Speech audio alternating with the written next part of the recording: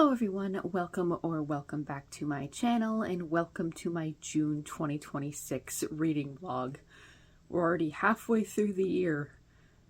I've totally locked in, you guys. I've totally read 180 books like I was supposed to as a booktuber. It is only the first day of the month, but I have already picked out one of the books that I will be reading for the rest of the month, and that is Meanwhile in Another Part of the Forest, edited by Alberto, Manguel, and Craig Stephenson. Gay stories from Alice Munro to Yukio, Mishima. This is a series of 45 short gay stories by a lot of very prolific authors. Some of the authors that are presented in this short story collection are pretty well known, including James Baldwin, Daphne du Maurier, Ray Bradbury, Ernest Hemingway, Alice Munro, etc. And I'm very excited to be getting into all of these stories. I found this book at my local library's library book sale for just $1. So I'm pretty pleased to get into this book. I tried to tab everything all nice and pretty, but then there turned out to be too many short stories in here, so it got less pretty as it went on. But I will be reading 1 to 2 of these stories every single day, and hopefully I will be fitting them into the entire month. As for the rest of my month so far, I still have War and Peace to finish, and then who knows what else I will pick up. I am hoping this month is a really good month for reading because the weather is finally nice and I can finally enjoy some days where I can dedicate more to reading. So stay tuned for that.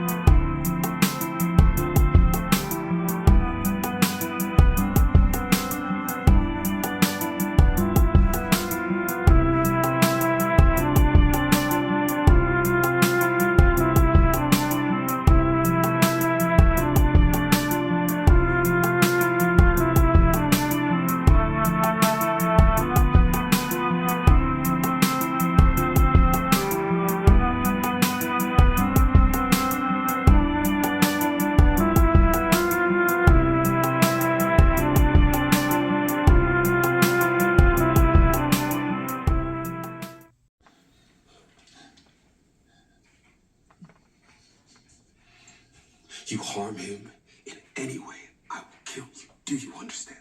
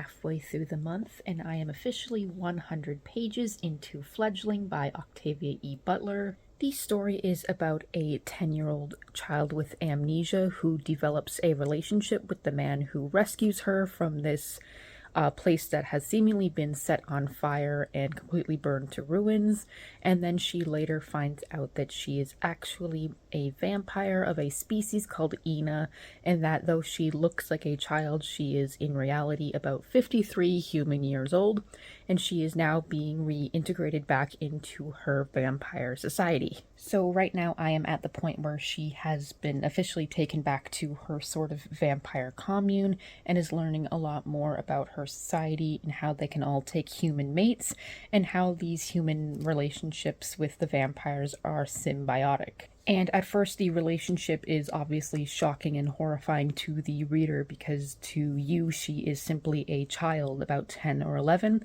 having a romantic and sexual relationship with a grown man.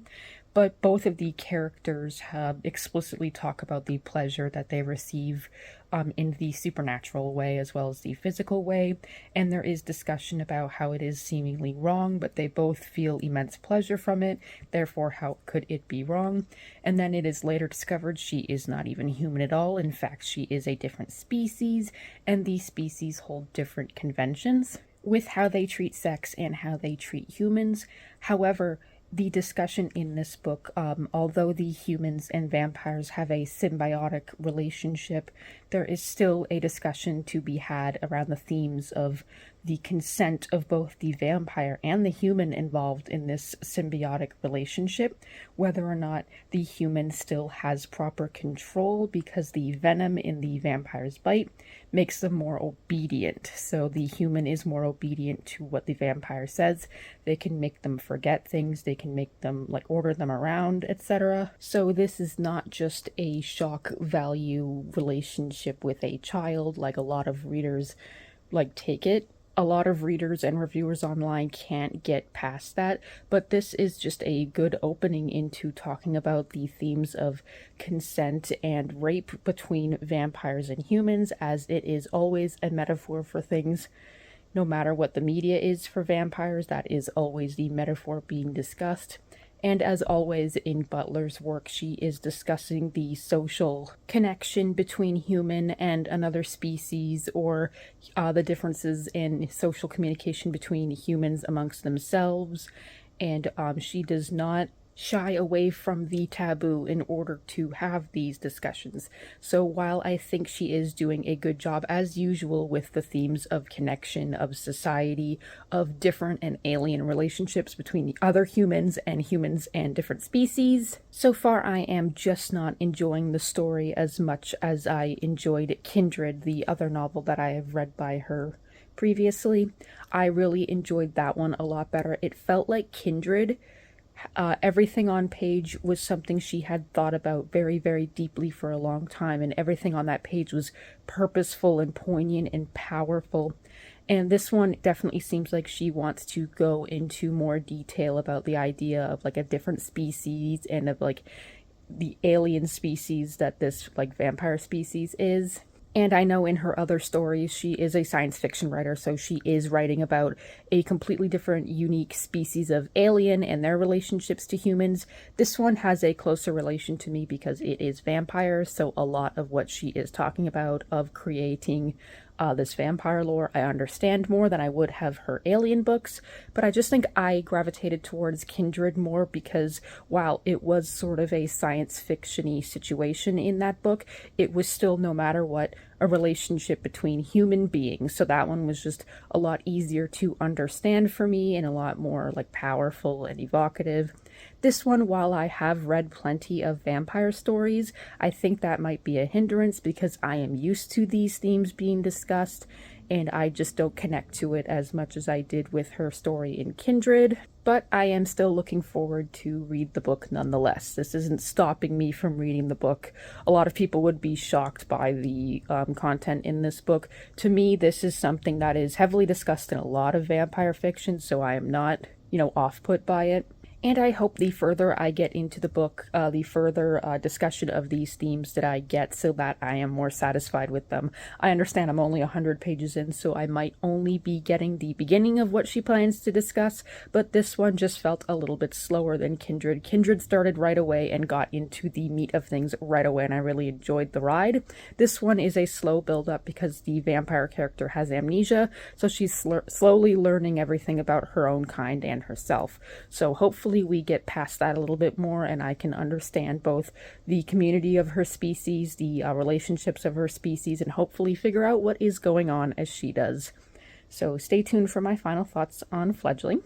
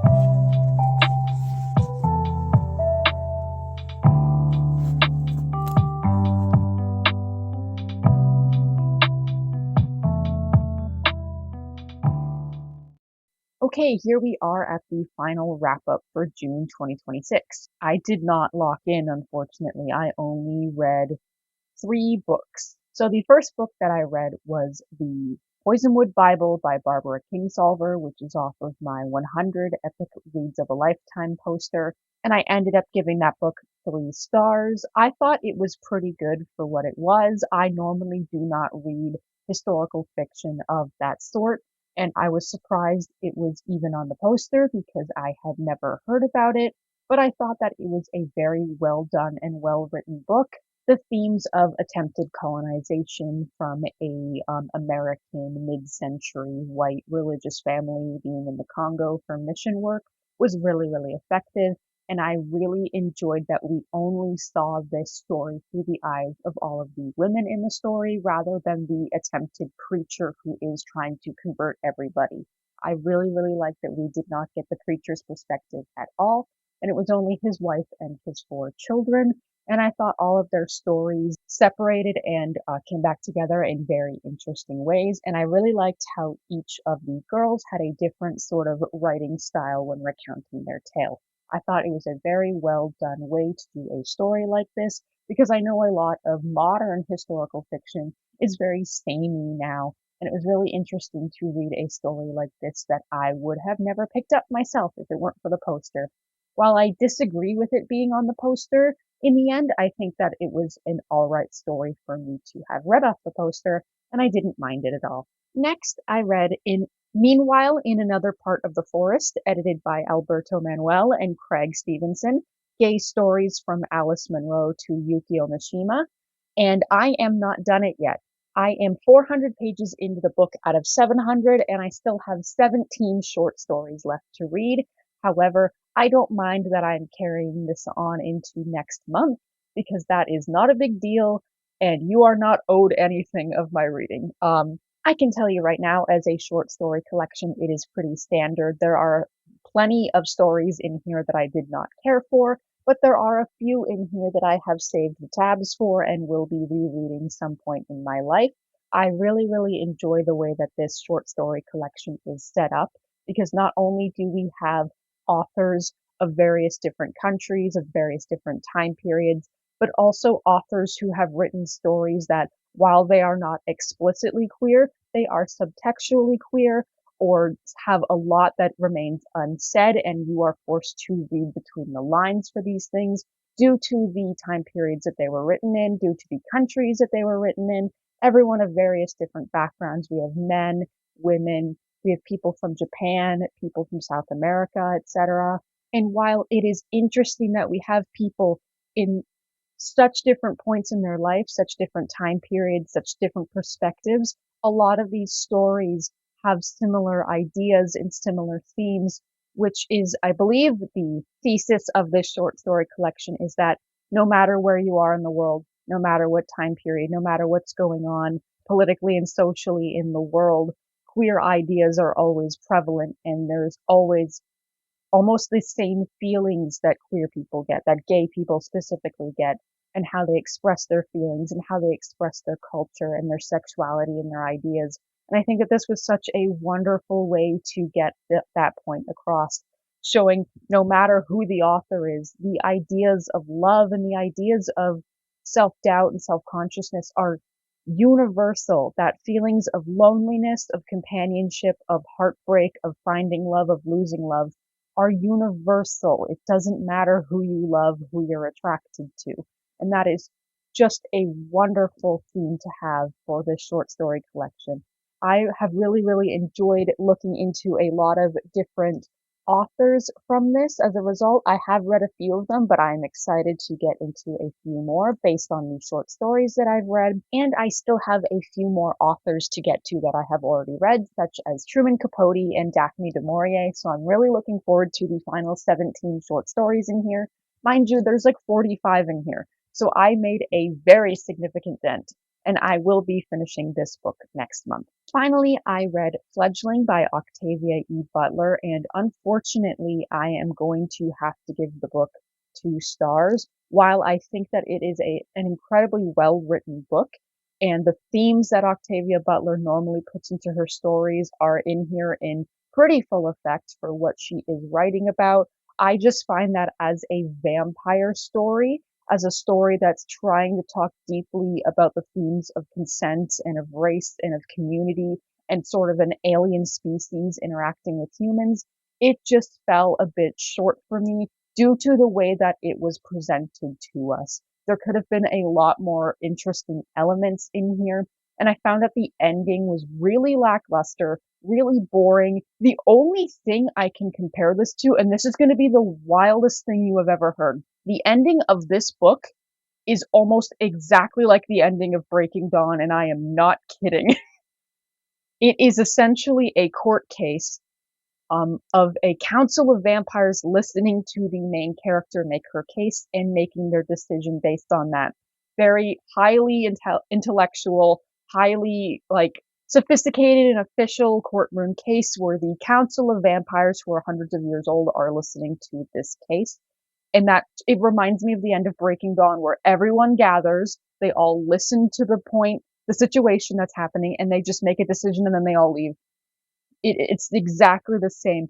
And it is so funny to me that this story, which has a lot of interesting things going on, and Twilight, which is interesting in itself, have something in common in my brain.